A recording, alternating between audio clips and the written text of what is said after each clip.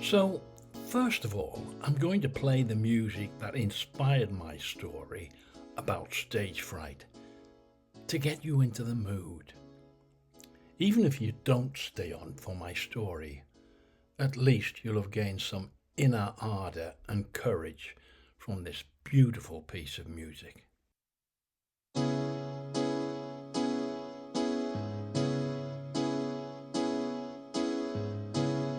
Change your heart. Look around you.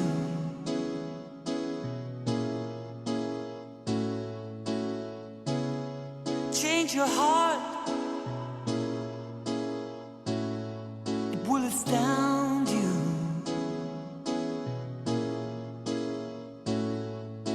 I need your loving like the sunshine.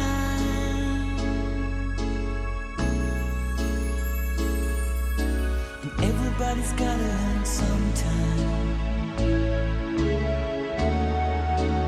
Everybody's gotta learn sometime. Everybody's gotta learn sometime.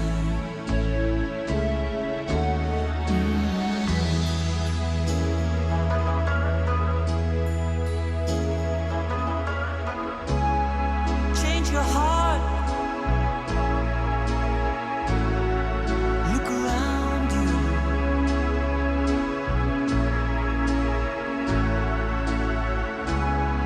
Change your heart. It will astound you. I need your loving like the sunshine.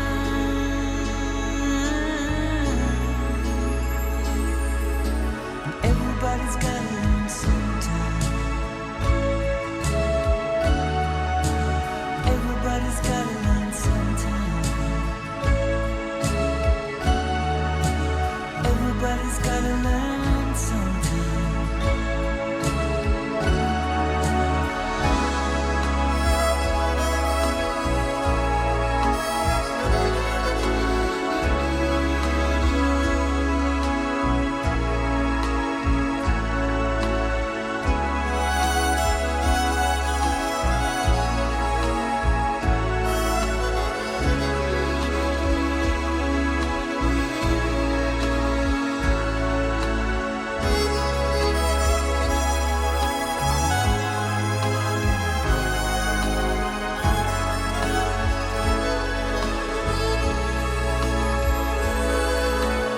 Everybody's gotta learn sometime.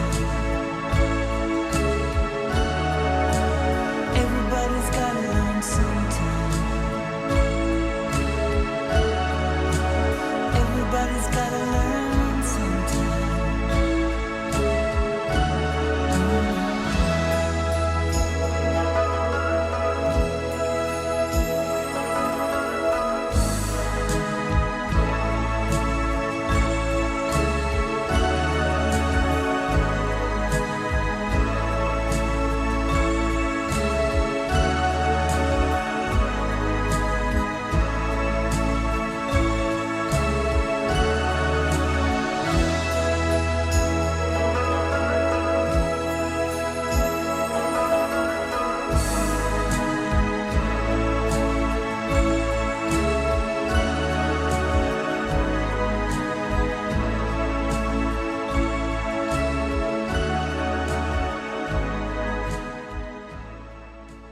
Public performance.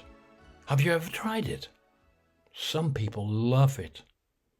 Some people don't love it, but do it because they're expected to, usually for work or for the odd occasion like best man speech or eulogy. I'd always been nervous about public speaking right from my school days, even into my career as a teacher. Weird, isn't it? I mean, not with the students. That was natural and so frequent that I quickly became used to it. But ask me to speak to groups of teachers, and the doubts rose quickly. Many of you probably can't understand it, but I bet there are some of you who, you know the situation. They're going round the group as you all make contributions, and as it moves to 3, then 2 away from you, the tightness rises. I remember one particular presentation I had to give, and the depression afterwards at what was a nervous and mumbly effort.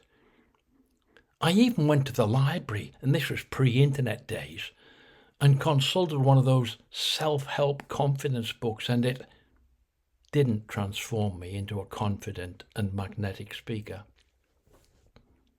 At the other end of the confidence scale, there are the well-rehearsed, all-from-memory performers, some of whom are really good, but others who become, well, over-rehearsed, robotic, maybe overconfident. Maybe like some of the TED Talk performers, where you feel it can start to become the performance and not the content. Maybe a little bit of here and now edginess gives the better performance. But who am I to criticize? Okay, there have been some improvements, providing I'm in a situation where I really think I've got something worthwhile to say. But of course, that's not always possible with the demands of your role at work. So why the poetry performance, I asked myself. Why did I decide at the last minute to go to the monthly afternoon poetry performance at the Poetry Cafe in Covent Garden? I mean, yes, I knew my poem from memory and I had it on my smartphone. But what if I forgot a line? Which I did. And what if the smartphone skipped from portrait to landscape and back? Which it did. Another fine mess I got myself into. Bad preparation, it's all about preparation. One last try. A month later, I print out my poem on a piece of paper. I highlight pauses, emphasis, changes of tone, slowing, quickening, louder, softer. I practice in the bathroom at home, vocalizing, breath control. And finally, I buy an extra strong pair of glasses from the pound shop. As under those lights at the Poetry Cafe, I don't want to be on a short tether, nose buried in the paper. Oh, and also I'm a catarrh challenge soul with a sometimes frog in the throat. So I buy a packet of menthol chewing gum. Performers are called out randomly in groups of 3, so you have to be ready to step out front for your 3 to 4 minutes. I'm the last of this 3, so as number 1 begins, I start crunching 2 of the menthol chewing gum tablets. Airwaves clearing rapidly. I've a tissue in my pocket to ditch the chewing gum before I go on. I adjust my paper on the seat next to me. But as I do this, I knock my glasses on the floor. As I pick them up, I see a glint at my feet and realize it's one of the lenses. On closer inspection, I see the upper part of the frame of my extra strong pound shop glasses is broken. I slot the lens back in and it immediately falls out. No way is it going to stay. So I pick up my paper and read with one lens. No way. Head spinning. That's it. The best laid plans of a stage fright man. I'm going to have to muddle through again. We're already into poet number 2, giving me about a minute to get prepared. I take out the tissue, ready to dump the chewing gum. And then, unplanned, unpracticed, I have a revelation, an epiphany, an impromptu, spontaneous stroke of genius.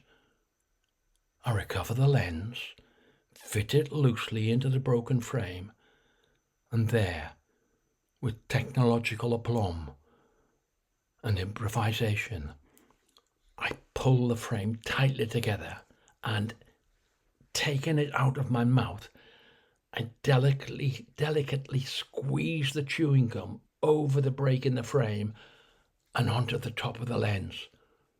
Perfect. I think the poem went okay, but all my stage fright fell away with the comicness of what had happened, and my spur of the moment intro explanation for the blob on my glasses was the real crowd pleaser. Accept that sometimes you will make mistakes, but it will astound you how you will increasingly love the happiness of communicating your feelings and giving the pleasure of your stories to others. You, me, everybody, 'cause everybody's gotta learn sometime. Change your heart. Look around you.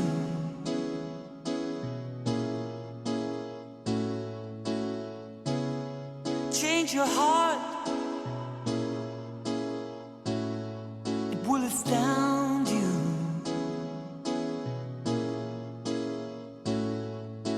I need your loving like the sunshine.